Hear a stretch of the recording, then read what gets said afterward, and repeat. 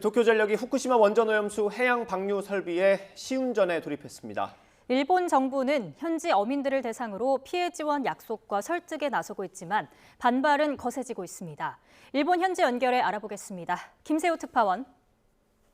네, 도쿄입니다. 네, 시운전을 오늘부터 시작을 했으니까 이제 오염수 방류도 초읽기에 들어갔다고 보면 되겠습니까?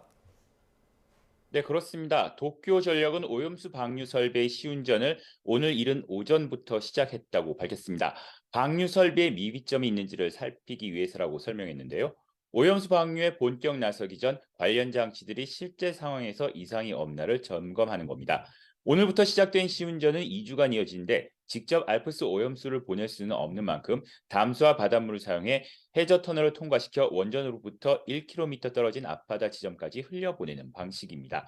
특히 긴급 상황에서 오염수 방류 장치에 이상이 생기면 오염수 방류를 멈춰야 하는데요.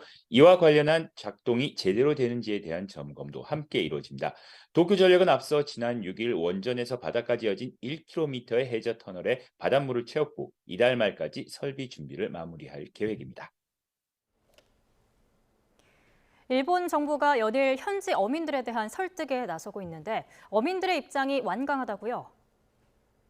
네, 일본 정부와 현지 어민들의 입장은 말 그대로 평행선을 달리고 있습니다.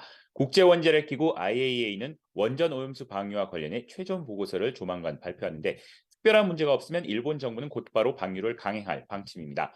일본 정부는 오염수 방류로 수산물 수요가 줄어들 경우를 대비해 냉동 가능한 수산물 매입 사업 등에 사용할 기금 300억엔, 우리 돈 2,800억 원을 준비하고 있습니다.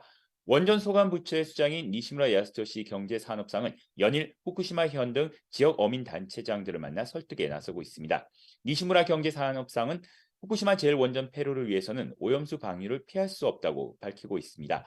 하지만 각 지역 어민 단체장들은 오염수 방류에 반대한다는 입장을 굽히지 않고 있습니다.